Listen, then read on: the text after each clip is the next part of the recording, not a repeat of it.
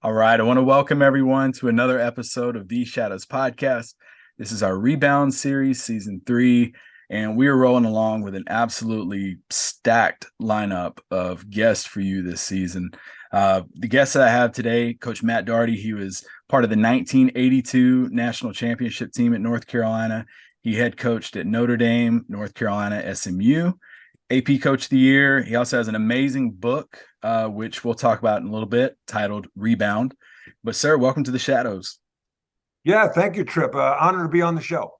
Yeah, this is super cool for me as a Tar Heel to be sitting here talking to you. But I'm going to go ahead and some quick rapid fires before we get started with it. Sure. You could have one job for a day. What would it be? President. President. Okay. You have a Oh. ticket for 2. You can go anywhere in the world. Where would you go? I haven't been to Madrid yet. I'd like to go to Madrid, Spain. Madrid's nice. Yeah, it's Yeah. really nice.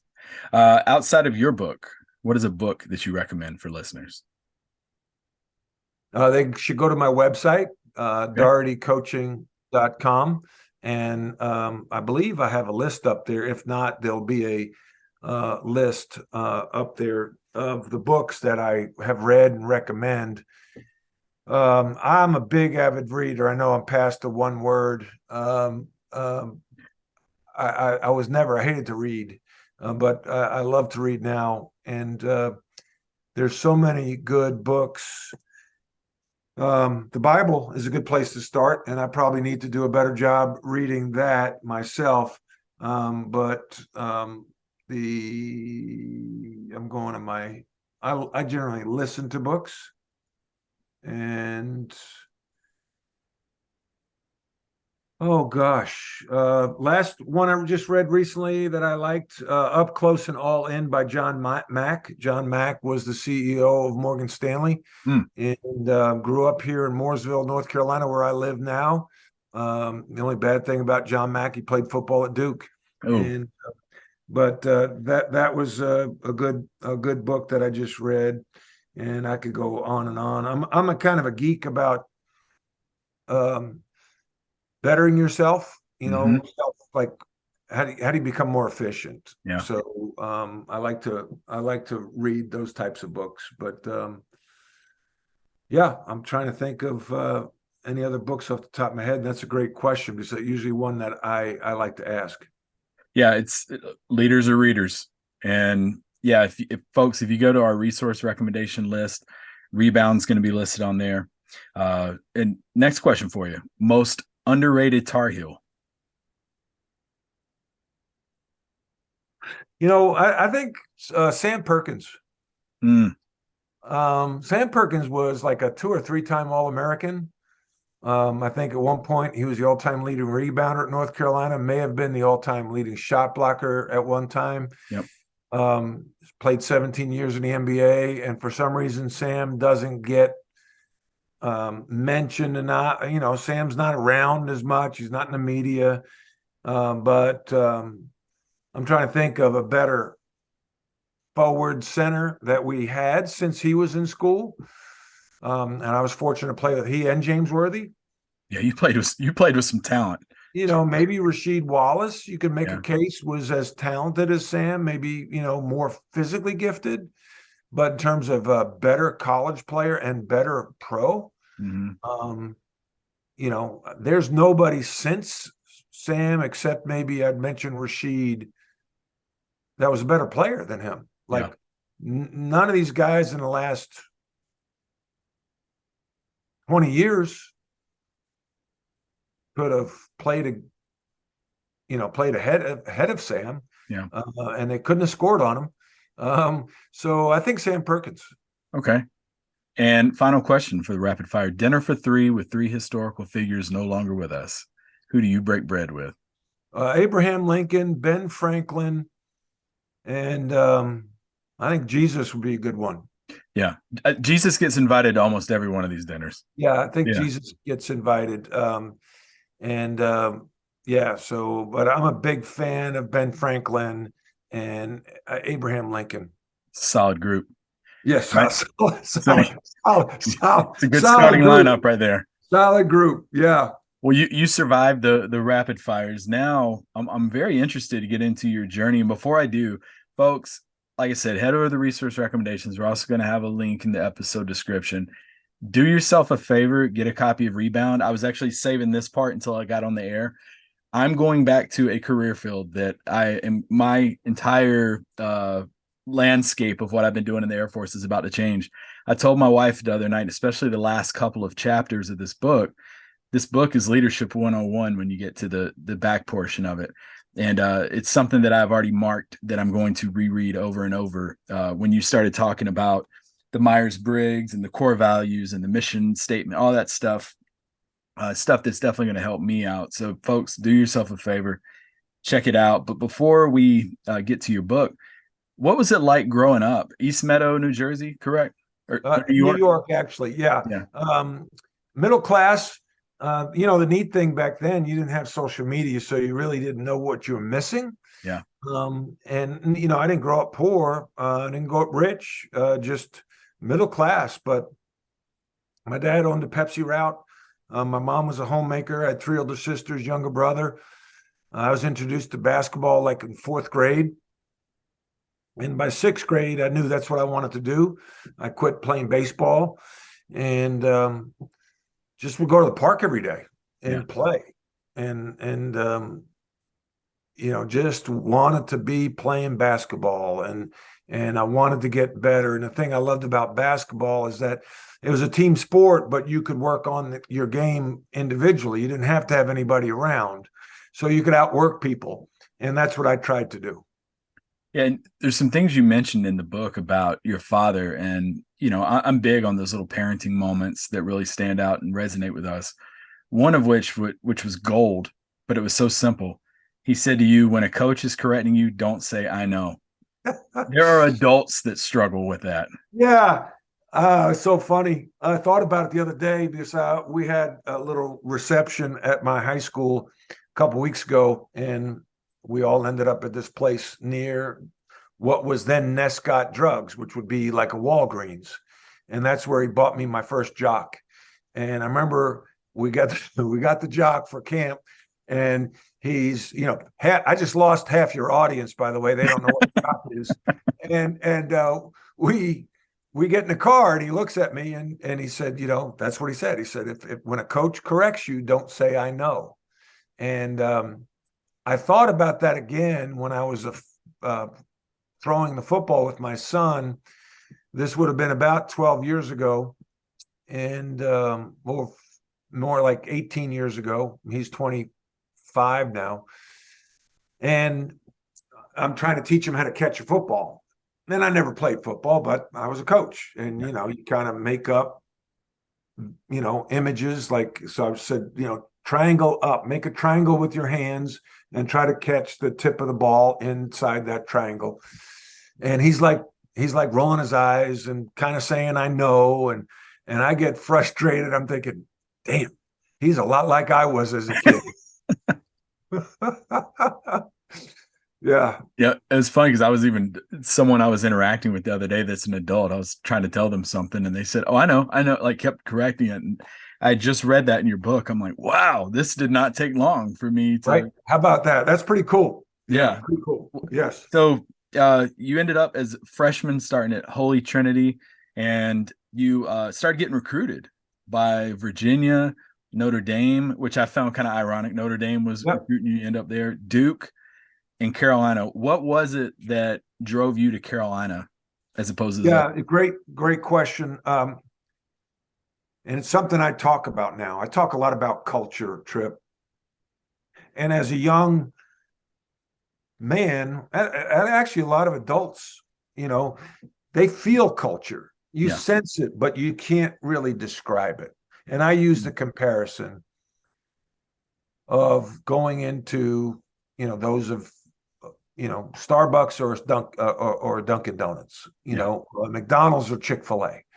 And there's a feeling you get when you go into a Chick-fil-A that you don't get at a McDonald's or vice versa. And so when I was being recruited, I had these coaches come in and all great coaches, great programs. But Coach Smith was different. And it was hard to put my finger on it. But I remember, the way they played, and he didn't seem desperate. They always won. He was very confident. And I remember, I think the hook was when he told me I'd be lucky to play by the time I was a junior. I leaned in and I said to him, I said to myself, I'll show you. And I think that the confidence that he had and who he was and his program, and you recruit to your core values and your culture. And I think that when I talk about culture, it starts with core values. And his was play hard, play smart, play together. Yep. And you recruit to that, and you train to that, and you discipline to that. And I think that when you do that, it attracts the players that are a fit. And it also extracts the players that are not. Yep. There's a clear divide, and you want that, because you don't want people that are uncertain and think they want it, but then get there and realize it's not for them. And so he leads with that. And when he led with that, I gravitated towards it, because that's the way I was raised. Yeah. That's the way I played in 8th grade for Mr. Coleman. That's the way I played for Bob McKillop at Holy Trinity High School. Dick Zeitler, play hard, play smart, play together.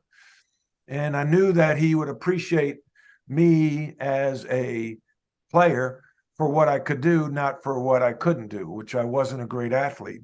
And then the other thing, I felt like that education and his contacts could be a great fallback in case I, didn't, when I was done playing basketball. Well, you go to Carolina, and 81 season, y'all were 29-8. Y'all won the ACC tournament. You go to the Final Four. Al Wood had like a coming out game against Virginia in that semifinals. 39. He had 39 without a 3-point line and no shot clock. Yeah. Yeah. And this is at a time where four corners. I mean, if you get a lead, it was then y'all go to the national championship game. You're playing Indiana, who y'all already beat earlier in the season.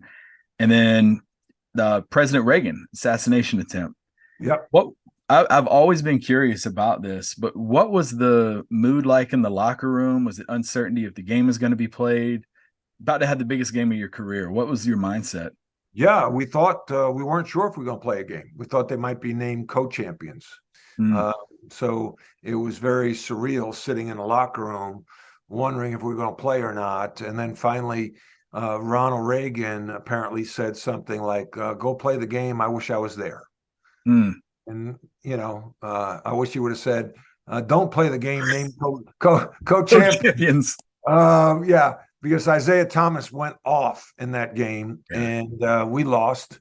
James Worthy got, I think, 2 fouls in the first half or 3, and that neutralized him. But in that Indiana team, and ironically, I was asked by somebody last night, who was the best team I played against in college, and I'd have to say it was probably that Indiana team. Wow.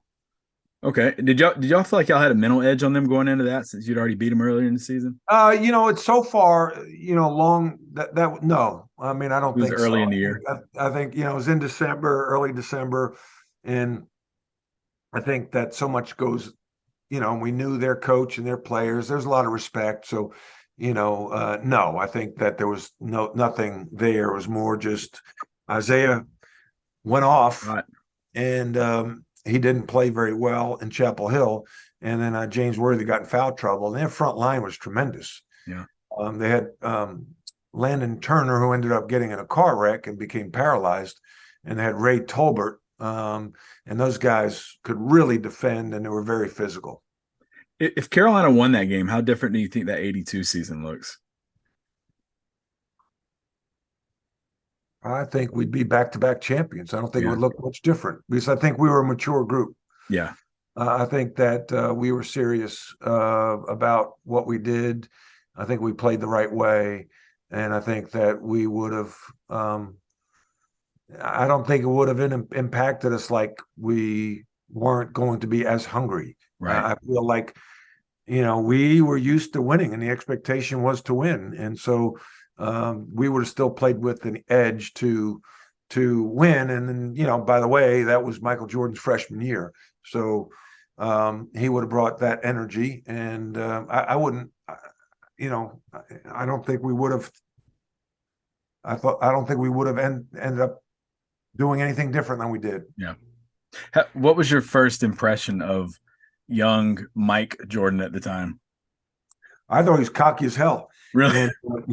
And I remember on the visit, he came in and I think he had a hat on and walking around, and he had that little, that gait, Little swag to him, and smiling, high energy, and that was on his visit.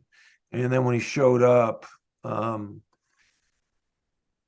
he a couple things that I remember is that he would drive to the basket, and his ability to hang and shoot the ball off the glass with touch was something I hadn't really seen before. Yeah.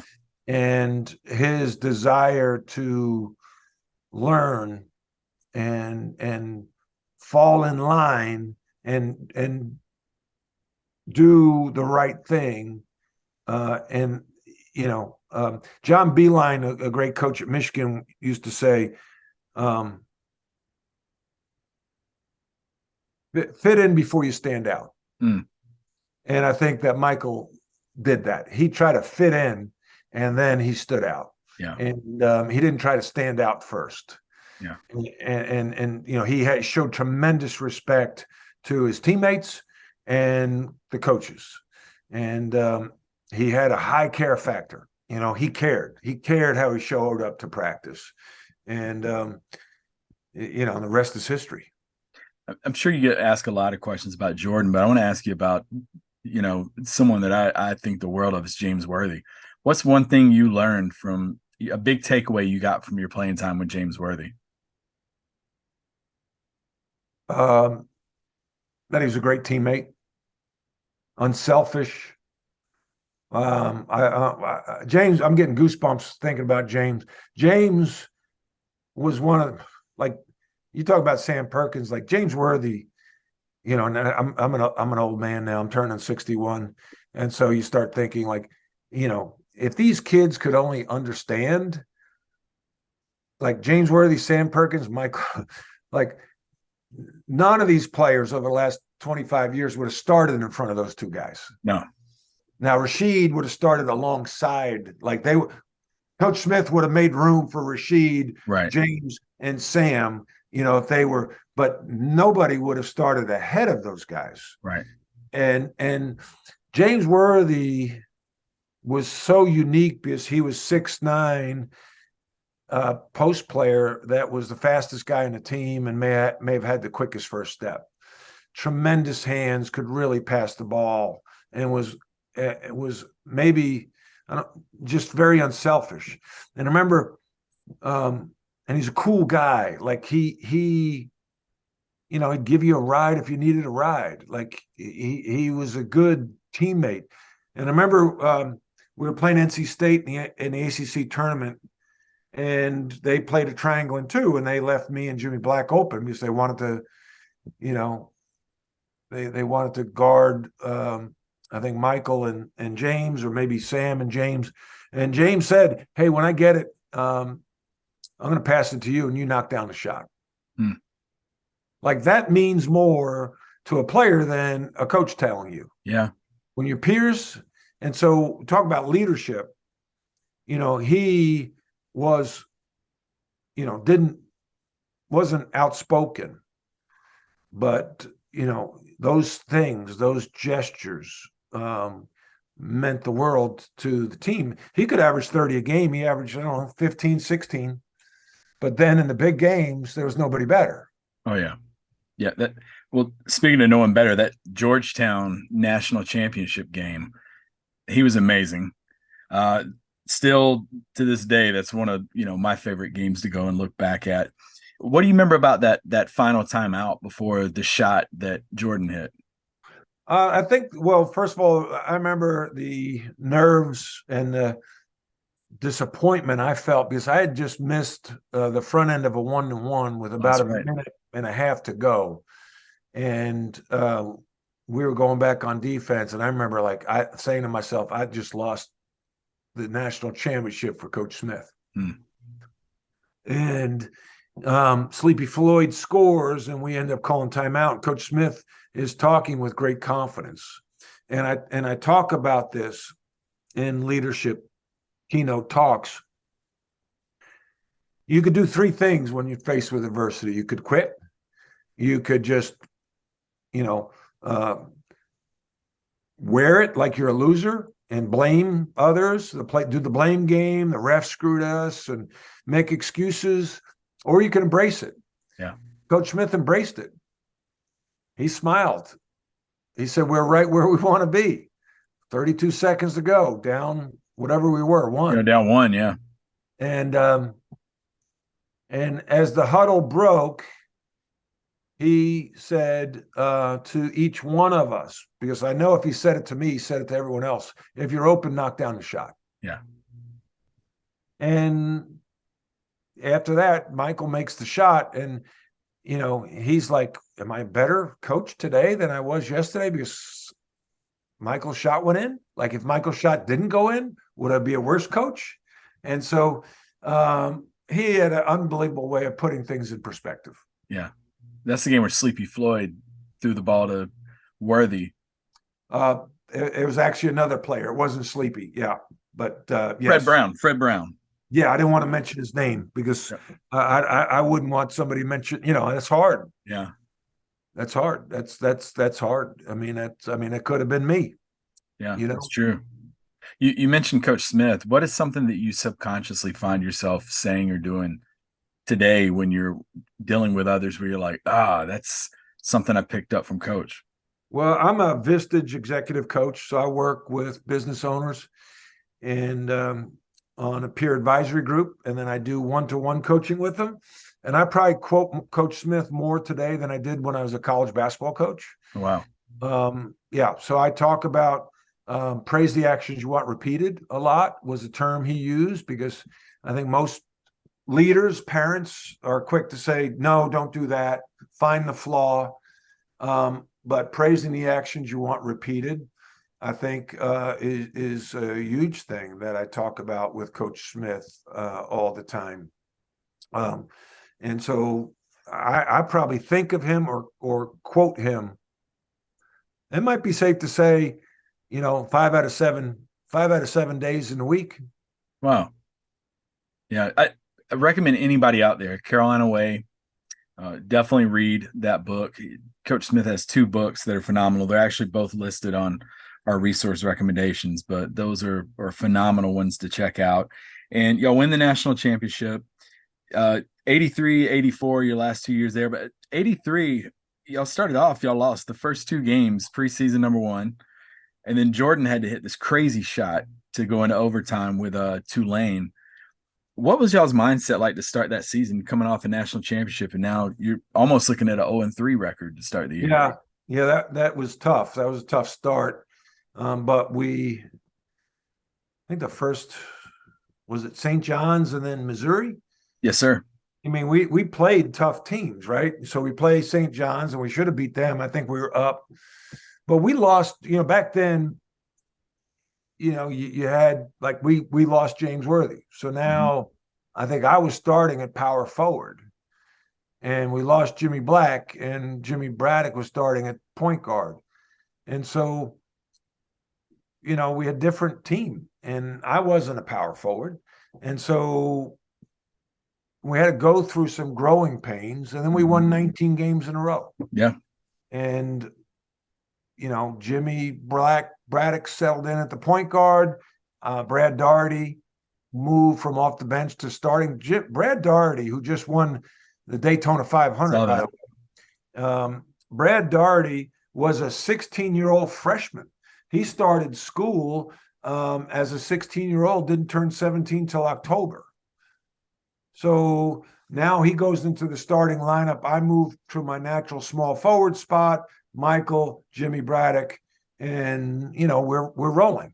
So you have to, different team, key components when you're talking about, like, transitioning from a point guard like Jimmy Black who was a tremendous quarterback, if you will.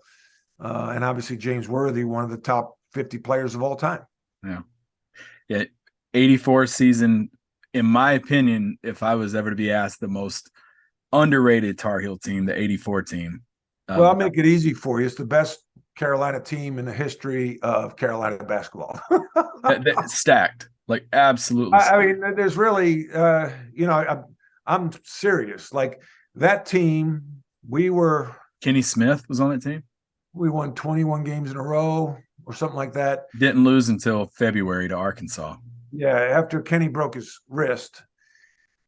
We went undefeated in the ACC.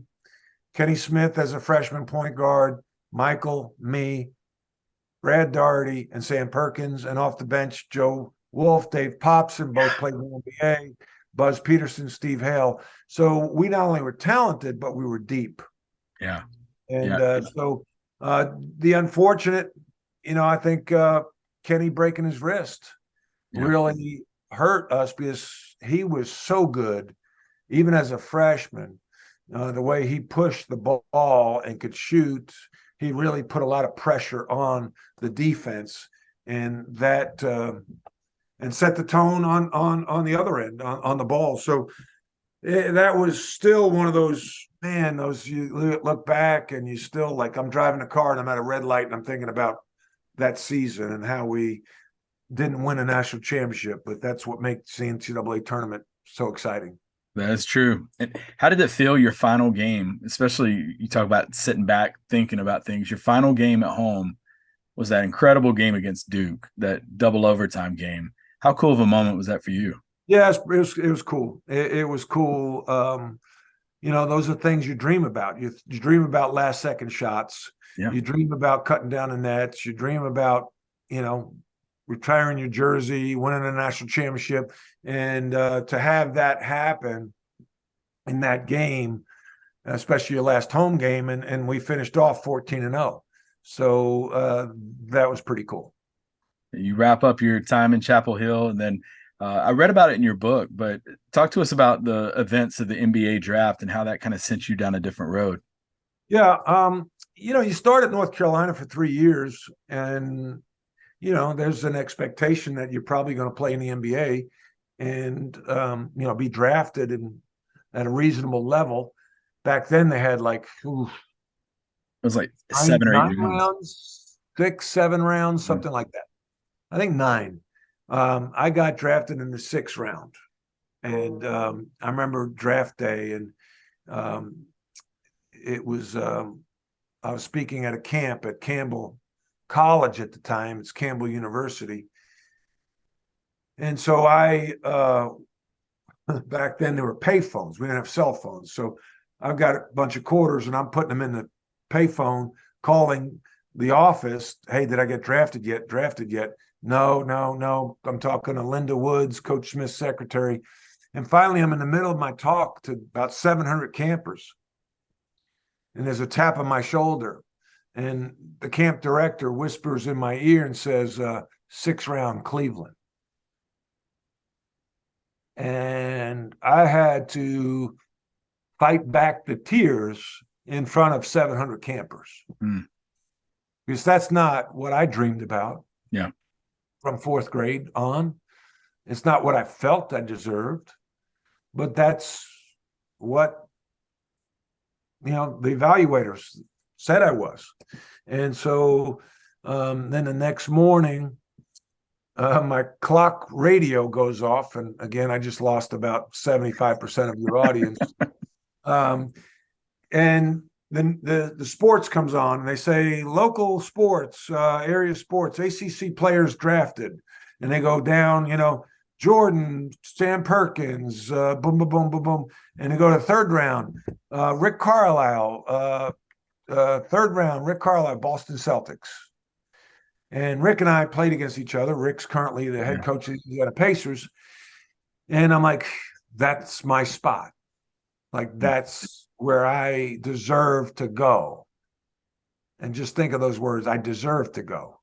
I wanted to go. And so that was a tough pill to swallow. And, I tried out, got cut. And then I went to work in New York City and try to escape and find a new identity. And I was miserable. I was so miserable. I was drinking heavily, and one day woke up on the porch in the Jersey Shore, and it wasn't the porch of the house I was staying in. And that next week, I went to a counselor, and she said I had the symptoms of a chronic alcoholic. Mm. And I try to justify, like, so you're not saying I'm an alcoholic, just said I have the symptoms. It's like you don't have cancer, you have the symptoms, or and I then felt dirty. I walked out of her office, and I remember I went to AA for a week or two, and I moved. I was planning already to move to North Carolina, and I quit my job, moved to Charlotte, thinking I was getting a real estate business. But people, ask, hey, what's your greatest accomplishment? Must have been winning a national championship, or, playing with Michael Jordan. And now I can say, because I didn't tell people for a long time, my biggest accomplishment is giving up alcohol. And it's been 34 or 5 years since I've drank. And I'm blessed, because congrats on that. if I didn't do that, and 11 years later, I became the head coach at Notre Dame. So I go from waking up on the porch in the Jersey Shore to being the head coach at Notre Dame. And, that's through the grace of God that I was able to do that.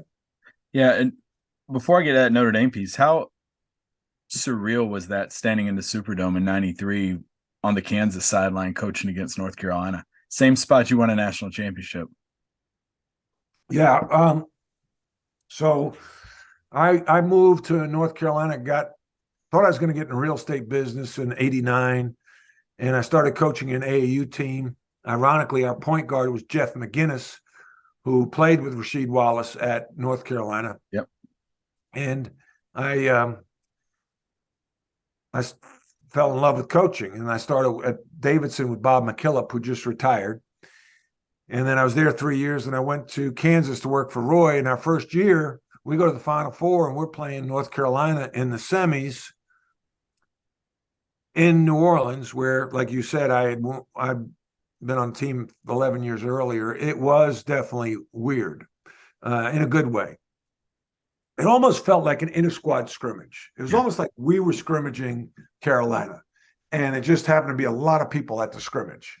And it was really cool to be back there, and blessed that I got to work for Roy Williams. That was Adonis Jordan, Rex Walters. That was a good. Aaron Hancock, Eric Pauley, Greg Ostertag. I can say Ostertag, yeah. Yeah. Yeah, that was a stacked team right there. Well, you mentioned you ended up at Notre Dame. Why was it Notre Dame? Why was Notre Dame the school that you chose to go to? Well, I think, this is where God works in mysterious ways. When you work for somebody like Roy Williams at Kansas, you're going to get a lot of opportunities. Yeah. And I had a couple opportunities, and I would go to Coach Smith and Coach Williams and say, hey, should I take this job or not? And I trusted them. And they would say, no. And all of a sudden, no. And I remember it was after my sixth year, and I'm like, maybe I said too many no's. Because St. Louis opened up, and I couldn't even get an interview. And I recruited St. Louis when I was at Kansas. It's only a couple hours, 2 to 4 hours away. I'm thinking, oh no, maybe I waited too long. And the next year, Notre Dame comes calling. I become the head coach at Notre Dame. And it just fit. I think in leadership, it is about fit. And that goes back to your core values. That's why it's so important to lead with your core values. My core values are respect, trust, commitment, positivity, RTCP. And, I want to be around a program that values the whole person. Yep. The student athlete. Mm-hmm. And that Notre Dame community was all about the student athlete. It wasn't just about the athlete. And I enjoyed working with those kids, young men at the time. And I enjoyed being on that campus. and representing Notre Dame. I felt I could sell Notre Dame, and we did, and we won. And I thought I was going to be there forever until I wasn't. Yeah, crazy summer of 2000. Yeah. And what was that like for you? Just that looking back on it now, like that whole experience of, Coach Guthridge retires. Everybody thought Roy Williams was going to get the job. And then I think Coach Smith actually told you at like a lunch that you were the fifth choice for the Yeah. job. How did that, you said that hurt. Why was it that really stung when he said that to you? Yeah. Well, to back up, I remember calling Coach Smith and saying, I was just preparing. You always anticipate. I think you do that as a player, you do that as a coach. So I'm thinking, okay, everyone knows Roy's going to take the job. So if Kansas calls me, and oh, by the way, Dean Smith was a Kansas alum. Yep. The last two coaches there had been through the North Carolina system, Larry Brown and Roy Williams. So it would make sense that maybe I would get a call since I'd worked there as an assistant. So I just want to be prepared. Hey, coach, if Kansas calls, should I, listen or just stay at Notre Dame? And he said, and I remember I was standing in St. Joe, Michigan, and he said, well, it's not a done deal here yet. You're still on a short list. And I responded, well, that's a no-brainer. Like I'll never get that offer. And if I did, how do you turn that down? Yeah. And ironically, about 10 days later, I'm sitting in his office and he's recruiting me to take the job. And he said, so can you take it? And I said, well, I got to talk to my wife. And he said, well, last week you said it was a no-brainer. And I said, last week I didn't really know I was a candidate. And yeah, life changes quickly. Yeah. And you end up there, and you were very open in your book about some of the early struggles, some of the disgruntled fans and alumni right when you got there. Talk about how important those first 90 days were. I will admit, as a Tar Heel, I think people were too harsh too quick, because I think you summed it up and you said, my first team's going to be good. My second team is going to be bad. My third team is going to be rebuilding. And that's exactly like the formula you followed while you were there. But looking back at 2005, that was your team standing there cutting down the nets. Just to kind of jump ahead a little bit, how did it feel in 2005, like looking back and watching that? Hurt like hell. I mean, like you said, the plan, the vision was laid out. And I think leaders are, I talk about leadership, and you are really empowered with three things, and that's cast your vision, drive your culture, and high, M&A, high level business development. And that's what I was doing. And everything was in place. And then to get, forced to resign because of whatever politics was going on, to see that team cut down the nets. And I was doing TV at the time, and I was sitting in the green room, and I was like, part of me, with each game Carolina won, I was happy because I recruited those kids. Yeah. But with each game they won, I was like, I was just stunned and numb and thinking, oh my gosh, that should be me. Yeah. And then to see Roy Williams cut down the nets with the starting five of the five guys my staff and I recruited, it felt like someone stolen from you. And I remember the producer saying, hey, we got to get on set. And I said, I just need a minute. Yeah. And my phone rang. And it was Terry Holland, who the former head coach at Virginia, who I was close to. And he just said, hey, you should be proud. That's your team that just won the championship. And, that made me feel, made me feel good. So, but it was a very bizarre feeling. Yeah, I talk to a lot of my Tar Heel friends, and anytime that '05 team usually comes up, it was Coach Doherty's team plus Marvin Williams Right. uh, that went there. But I mean, your first year there, I mean, you had Joseph Forte, Brendan Haywood. Y'all were number one in the country at one point. Uh, AP Coach of the Year. The next season, people forget that 8-20 season, Forte left. If he would have been there, I don't think y'all would have been an 8-20 team by any means. And those key pieces, Jawad Williams, Melvin Scott, Jackie Mano, they were just freshmen. I was actually at the Hampton game, I think, to start the season. Yeah.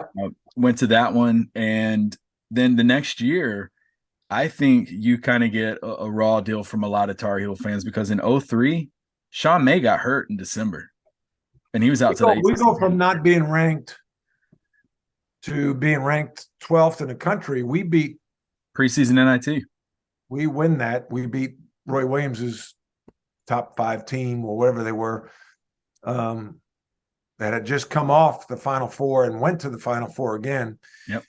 So we beat them in the Garden, and then we're 1-0 in the ACC. We beat Florida State at Florida State, and we come back to the Garden, and we're playing Iona, and Sean May breaks his foot. Yeah.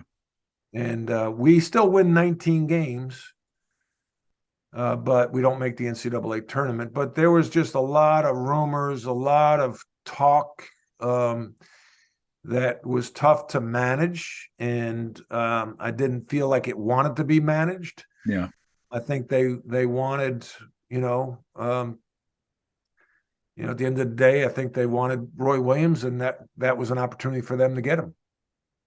Yeah, you mentioned something in your book. You mentioned coaching scars, and I've actually kind of stolen that and turned it into like instructor scars for how as an instructor we can say or do one thing Oh yeah. that someone will not forget, and you can lose trust. I thought it was an incredible term for it, as opposed to just I lost trust. Trip, that's not my term. I stole it too. I stole it from Bob McKillop. Well, good. Well, it's made its way down to enlisted professional military education. So it's because you said that and you mentioned it about and I'll if y'all want to really hear the story, definitely check out the book about Sean May and Texas Tech and even Jason Capel being what was it, a role player? Role player. But those stories right there that you mentioned, definitely, especially the emotional growth journey you've been on since then, shows how much you've grown. I do have a question for you about coaching. I know you went to SMU and you had like one of your proudest coaching moments with the guy that kind of suspended himself. That's right. Have you ever thought about going back into coaching, or is that door pretty much shut for you? I am coaching, Trip. I'm an executive coach. So I work with business owners, CEOs. I do keynote talks. I do peer advisory with groups of CEOs. And then in addition, we meet one-to-one. And so I am coaching. It's just not on ESPN. Yeah. And in a way that's kind of nice because I don't have to have any post-meeting press conferences. Yeah. And I don't have to deal with AAU coaches and sneaker companies, NIL deals and all that. NIL deals. Yeah. None of, they can go get their own NIL deals. And so, but it is recruiting and it is coaching. And I use a practice plan like Coach Smith did for us. I do an emphasis of the day like Coach Smith did for us. I do a thought of the day like Coach Smith did for us. And so I get very similar feelings after a meeting than I do after a game. And when I get a sense and someone tells me, and it happened today, hey, I felt so much better after we met last month. I feel like I've gotten better. Like that is like somebody who has improved their jumper. Yeah. And they're starting to shoot better. And they kind of look at you and you look at them and you just kind of like wink or nod your head like, yeah, we're doing this. We're doing this. And so I am coaching and it's very fulfilling work. Before we get into what you're doing now, looking back at Carolina, what would you say was the one thing, if you had a mulligan over again, that you would have done different? May have stayed at Notre Dame. Yeah. Yeah, because the political the seat was so hot. Um,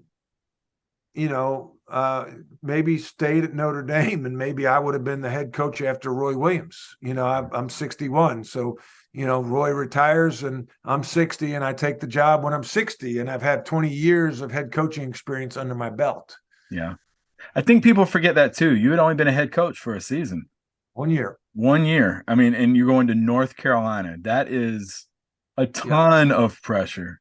Yeah. So yeah, like I said, folks, every time you see that '05 banner, this is who you thank for that. But Thank you. with Roy, talk about that moment of forgiveness and that closure, that sense of closure, and why that was so important for you.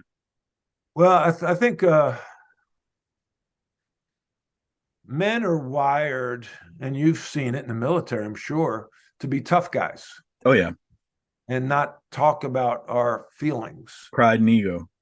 And you're grown up. Hey, be a tough guy. No tears. Suck it up. And so that's how you're wired, and especially if you're an athlete or someone in the military. And so I get fired, and I feel like I'm falling off the Empire State Building without a safety net. So I went on this leadership journey, and in 2003, that's the first time I ever heard of the term emotional intelligence. And I know that's a favorite topic of yours. Oh yeah. And so I just started to learn, and was curious. And I say that now, like, one of the best compliments somebody could pay me is that I'm curious. I like to ask questions. I like to read.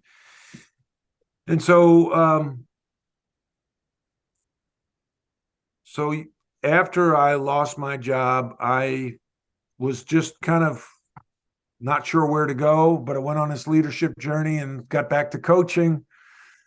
But there was these triggers, and I was dealing with depression. I didn't realize, at first I didn't realize it, but it really hit me. My first coaching job after North Carolina was FAU. It was in '05. And I was living a pretty good life for a couple of years, doing TV and investing in real estate. And, I was kind of America's guest. But then once I got coaching again, I was triggered. Yeah. And I dealt with some heavy depression, but didn't talk about it. And because men don't talk about it, right? And so about 5 so years later, I tried to call Coach Smith and set up a meeting. And he was never available really for that. I think he was avoiding it. And then finally, when I had a chance to go back, his health wasn't good enough to meet. So I just met with Coach Williams. And I remember I practiced what I was going to say. And I get in there, and, we're in the office that was what was my office. And I opened my mouth, I just started to cry. Yeah. And I cried like a baby for probably about a minute. And, I asked him questions. I told him what was on my mind, what I didn't think was right. And I knew that either he wasn't going to respond, or he might respond in a way that I didn't want. But I just wanted him to hear what was in my heart and on my mind. And so I had to forgive UNC. I had to forgive Roy Williams, Dean Smith, because, a couple things. If Jesus was able to forgive the man who hung him on the cross, I should be able to forgive some people who may or may not have done some, betrayed me. Right. And really, forgiveness is the most selfish thing you could do, because it frees your headspace. Yep. It frees up your heart. And it doesn't mean you have to forget, but to forgive. And then, Trip, I think one of the biggest things that we have to do, that I had to do, was to forgive myself. Because who am I to think that I can't make mistakes? Mm-hmm. So I would go back and say, I should, what an idiot. I should have stayed at Notre Dame. Or what an idiot. I should have let Coach Smith hire the staff for me. Or I should have let Coach Smith control all the tickets. Or what an idiot I was. Well, I'm supposed to be perfect? Yeah. That's ego. That's insecurity. So I had to forgive myself. And when I did that, boy, oh boy, a lot of weight was lifted off. I'm not saying, the triggers aren't still there, but they don't trigger the emotions like they once did. Yeah. And that's awesome. And I appreciate you opening up and sharing everything from, the substance abuse to the depression. I really do appreciate you being transparent and vulnerable. And that's two key things to EQ. And like you said, just being transparent and vulnerable. And that Vietnam, we call it that Vietnam leadership style of throw dirt on it, men don't cry. I've started to rephrase that where I'm like, I remember my grandfather, their generation, they would pass away and it's like, what a real man he was. You never saw tears come from him. But to me, it's like, can you imagine the demons that they had to go through, that they were not expressing and getting that out of their system? So kudos to you for bringing that up to our audience of where, yeah, show emotion. It's all right to feel certain ways, and shouldn't really tell anybody you should feel a certain way or you should act a certain way, including ourselves. I used that line today. You can't tell me how I feel. 100%. Yeah. You should respect how I feel. Yep. And listen. You don't have to agree with it, but listen. Because they're my feelings. Yeah. They're not your feelings. And so to me, it all goes back to core values of mine are RTCP: respect, trust, commitment, positivity. So I need to respect you. Don't have to agree with you. Don't even have to like you. Yep. But I need to respect you. And I think if we had a little more respect in the world would be a better place. I totally agree. Even my daughter the other day was going through a teenage breakup at 15 years old, and she was crying. 5 years ago, if I would not have been in tune with these Myers-Briggs surveys and these emotional intelligence lessons, I would have been like, come on, you're 15 years old. You're going through a breakup. You're going to be fine. But the other day I told her, I said, I want you to feel every single emotion, anger, frustration, pissed offness, everything that you've got. I want you to get that out of your system. So yeah, these leadership skills that you're out there teaching to people, yeah, definitely help people to that coaching aspect you're talking about. And speaking of, I've mentioned it several times, the Rebound book, and you've also got a podcast. Yes. So tell our listeners where they can find the book, tell them a little bit about it, and then your podcast as well. Yeah, no, the best place to find my podcast, my book, my coaching keynotes is dohertycoaching.com. So DOHERTY coaching.com. And it's all right there. The book, the podcast. I do a monthly webcast that's free. And it's open to anybody who wants to talk or listen about leadership. Last month, we had George Lynch on from the 93 National Championship team. Yeah. It's the first Tuesday of every month. That information is on the website too. And we just want to create an open forum for people that want to learn and grow as leaders. Well, you're doing amazing things. We're going to have all those links in the episode descriptions. Folks, I can't tell you enough. It's a great book. I mean, I like it because it starts out kind of telling your journey, and then it twists into like this now this is what I'm doing leadership piece at the end. It's a great leadership book, I believe. I try to use it. My goal was for it to have the nuggets at the end of the chapter, so people would use it as a reference. I don't want it to just sit on the bookshelf. I'd love to see it be worn and people with sticky notes in it and highlight and be able to go back and use some of the nuggets or quotes for their coaching journey. I took a lot of notes the other day reading it right here, and I've already told you I was telling my wife as I was finishing up reading, and I was like, this is a book that when I go back to my career field in August, I'm going to read it. And there were certain chapters. I'm like, I'm just going to focus on these chapters to be a more impactful leader in the Air Force whenever I go back to my work center. But Well, thank you so much. I look forward to, I'd love to learn more about what you've done in the world of emotional intelligence and Myers-Briggs, because this ENTJ needs all the help in the world. oh, I got you on that. I got you on that. Well, what last question for you? Your legacy, the end of the day, what do you want your legacy to be? I hope my mission is to make a positive impact on the people I meet and the groups I work with. Yeah.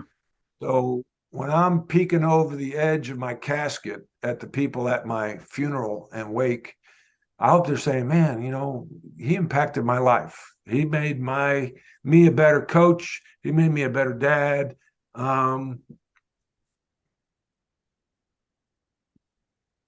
Yeah. But I think you're definitely knocking that out with the stuff you're doing now. So for me as a Tar Heel fan, I want to thank you so much. This is super cool, me having you on here and having you share your story, being raw, transparent, vulnerable with our audience. I cannot thank you enough, sir. So I Thank you, appreciate you. Chip. You're a good man.